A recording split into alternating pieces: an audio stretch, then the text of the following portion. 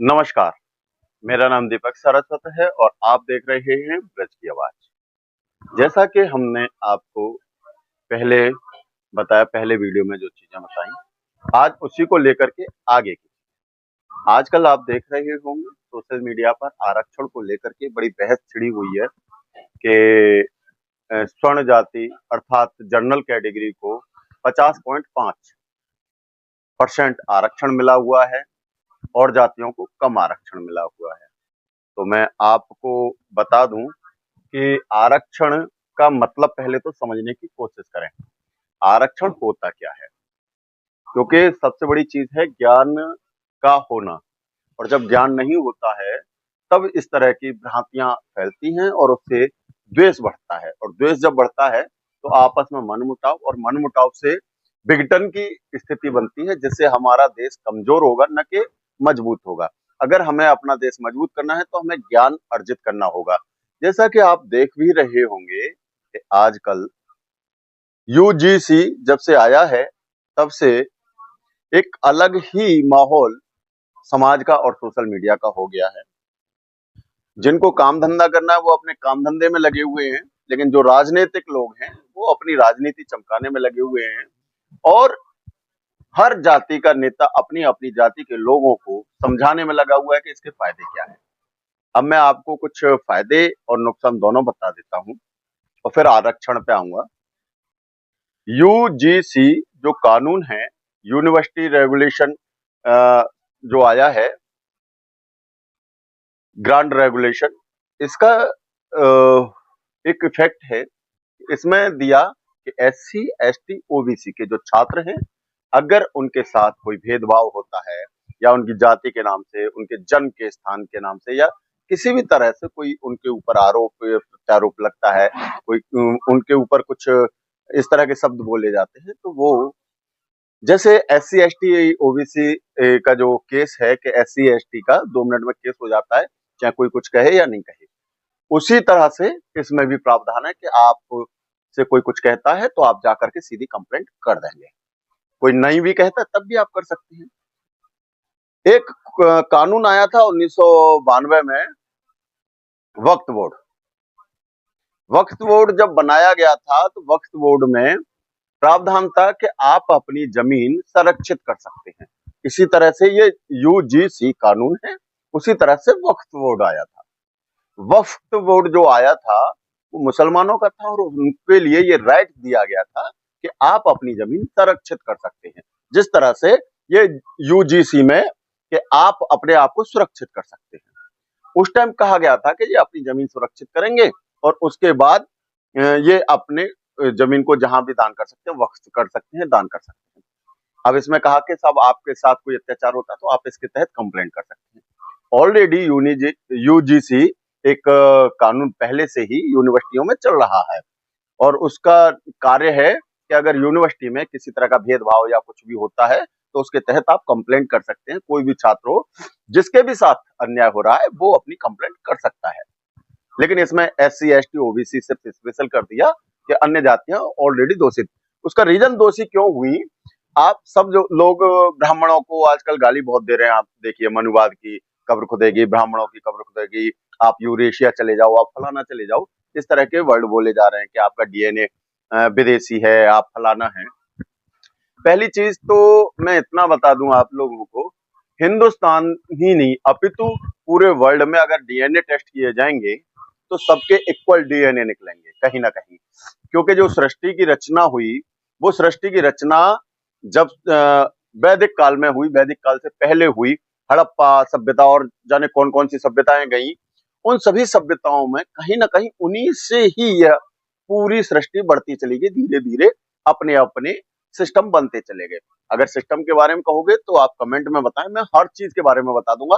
हड़प्पा सभ्यता और जो आपका कोई और सभ्यता के बारे में समझना हो, मैं सारी चीजों के बारे में आपको डिटेल विस्तार से समझा दूंगा। अब आते हैं मेन मुद्दे पे। तो जिस तरह से वक्फ बोर्ड में ये कार्य होने लगा कि वो धीरे धीरे हर जमीन पर कब्जा करते चले गए, उनके लिए भी जब ये कानून आया था तो ये क्वेश्चन उठा था, प्रश्न उठा था कि ये गलत यूज कर सकते हैं, तो ये कहा था नहीं होंगे, लेकिन अब उसका हो रहा है तो सब लोग परेशान हैं। हर किसी की जमीन पर के हिसाब से ये वक्फ बोर्ड की जमीन है, चाहे वो निगम की हो या प्राइवेट हो, हर जगह बोर्ड गड़ जाता है और वो उनकी जगह हो जाती है।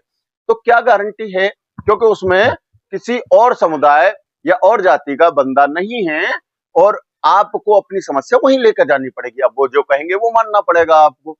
उसके बाद फिर कोर्ट जाओ, कोर्ट के बाद, और कोर्ट जा भी नहीं सकते, और जा भी सकते हो तो बड़ी लंबी प्रक्रिया है उसके बाद। तो इसी तरह से इसमें है, इसमें सिर्फ यूजीसी में ये कहा गया, यूजीसी में, कि आप ये जो कानून लेके आई हो इसमें बस आप इतना कर लो, आपने 10 लोगों की कमेटी, 7 लोगों की, 5 लोगों की, जो भी आपने कमेटी बनाई है, इसमें सभी धर्मों के लोग, सभी जातियों के लोग जोड़ दो और एक प्रावधान बना दो कि अगर कोई भी बच्चा गलत आरोप किसी भी बच्चे पर गलत लगाता है तो उसके ऊपर कार्रवाई होगी। बस इतना सा कार्य है, और इस कार्य को इतना बड़ा ड्रामा बना दिया कि आज एक दूसरे के पास बैठने में भी एक दूसरे को डर लग रहा है, कब कौन किसके ऊपर क्या आरोप लगा दे। हर कोई भय के माहौल में जी रहा है, और ये हमारे केंद्र की सरकार ने किया है, क्योंकि केंद्र की सरकार के बगैर ये कार्य नहीं हो सकता। कोई भी कमेटी है, क्योंकि उसमें 15-16 लोग तो भारतीय जनता पार्टी के ही हैं, जो उन्होंने इस ग्रांट कमीशन को बनाया है, जो यूनिवर्सिटी ग्रांट कमीशन है, इसको जो बनाया है यूजीसी को, उसमें बीजेपी के 15-16 लोग हैं, कांग्रेस के हैं, सपा के हैं, समाजवादी, सभी पार्टियों के लोग हैं उसमें, और ये 30-32 लोग हैं, इनमें से सभी पार्टियों के 1-1, 2-2, 3-3 लोग सम्मिलित हैं। तो कोई दूध का धुला नहीं है, और जब दूध का धुला नहीं है तो आप ये समझ लो कि आपको जातियों में और आपको धर्म में बांट करके ये लोग अपनी राजनीति चमका रहे हैं। जब उनको लगने लगा कि अब ये देश प्रगति की ओर चलने लगा, अब लोग बाग धर्म और जाति पर नहीं बट रहे, धर्म और जाति के आधार से लोग अब दूर होते जा रहे हैं और अच्छे माहौल में जीते जा रहे हैं और अच्छा कार्य कर रहे हैं और देश को प्रगति की तरफ लेते हुए जा रहे हैं। तो उन्होंने ये षड्यंत्र के तहत, होता क्या है, जब किसी देश को कमजोर करना हो, अगर किसी देश पर किसी को अपना कब्जा करना हो, तो विदेशी ताकतें भी ऐसे लोगों को ढूंढती हैं जो देश को कमजोर करने का कार्य कर रहे हैं, और जो देश को कमजोर करने का कार्य कर रहे हैं उन लोगों को ढूंढकर उनको फंडिंग होती है, और उसके बाद फिर एक ऐसा माहौल क्रिएट किया जाता है कि आपस में आप लोग लड़ते रहे। अब आ जाते हैं आरक्षण। आरक्षण भैया, आरक्षण का मतलब होता है कि जो आप और सिर्फ आप, जैसे अगर एससी का है तो एससी का मतलब सिर्फ एससी का ही बंदा उस चीज का लाभ ले सकता है।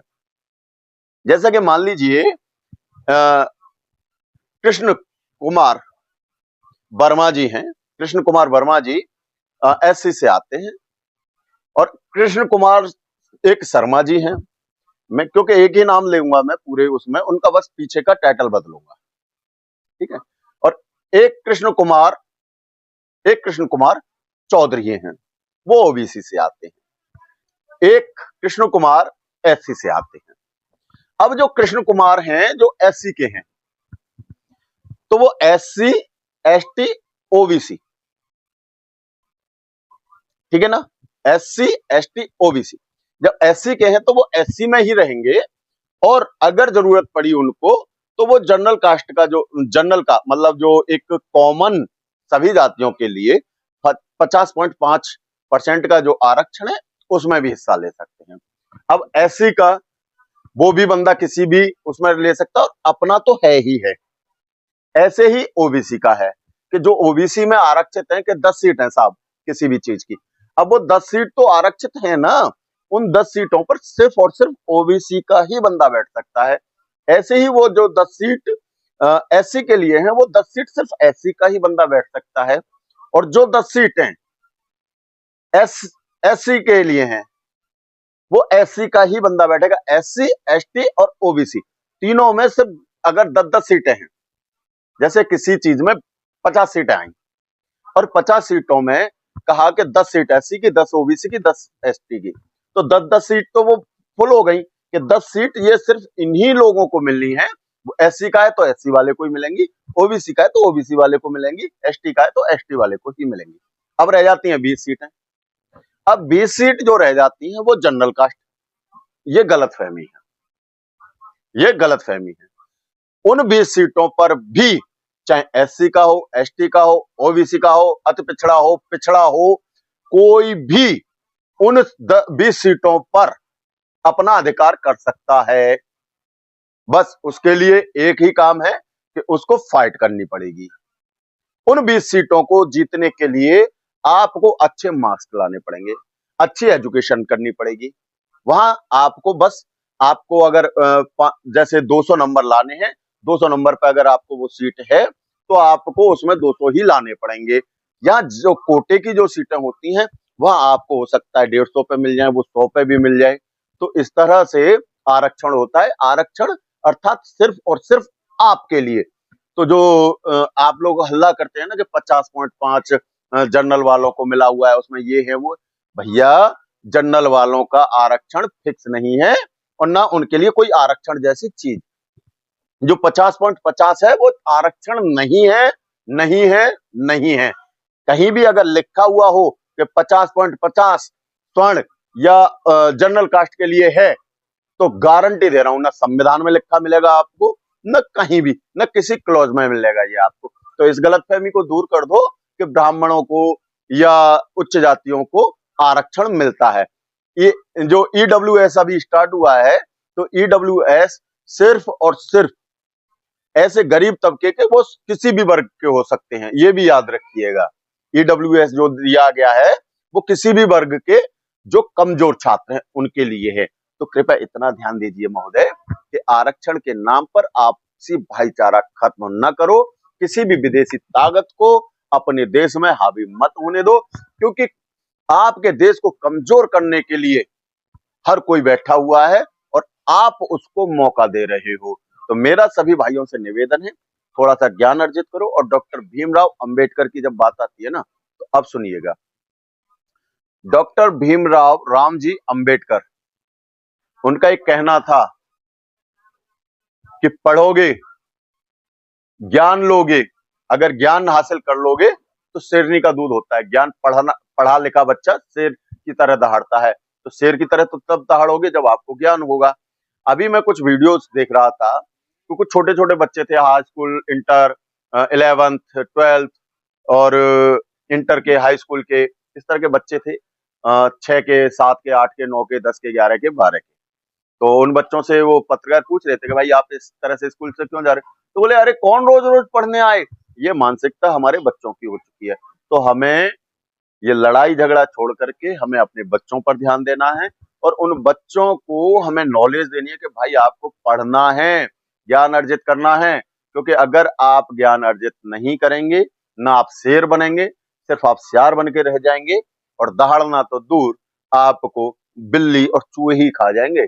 इसका याद रखिएगा, क्योंकि मैं जो कहता हूं ना, बहुत कटु सत्य होते हैं और इन कटु सत्यों से बहुत लोगों को तकलीफ होती है।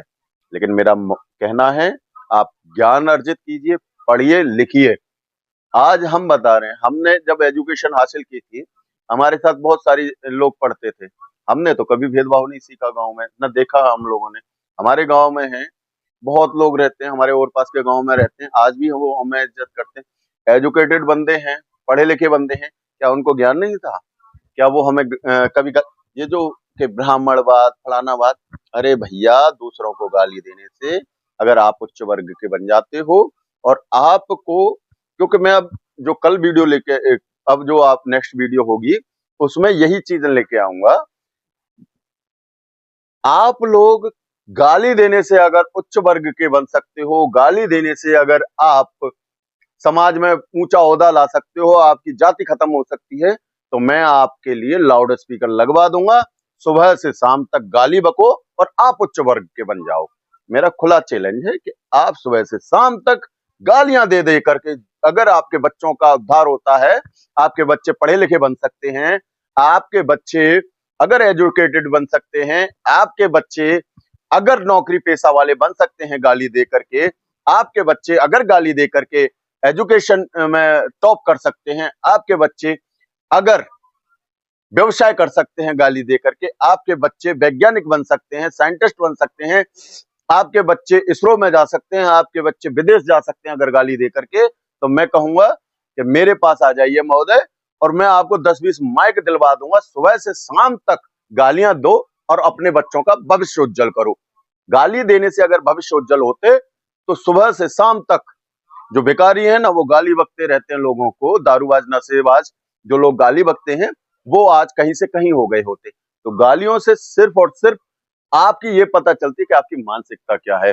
अगर आपको अपनी मानसिकता गलत दिखानी है तो आप गाली दीजिए।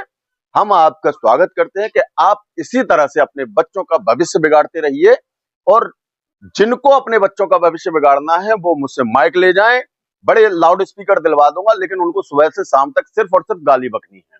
अगर गाली बकने से आपके बच्चों का भविष्य अच्छा होता है, उज्जवल होता है, उनको नौकरी मिलती है, उनको एजुकेशन मिलती है, उनका भविष्य शुद्ध होता है, अच्छा बनता है, तो हम तैयार हैं। इसी के साथ आज की कवरेज को हम यहीं विराम देंगे।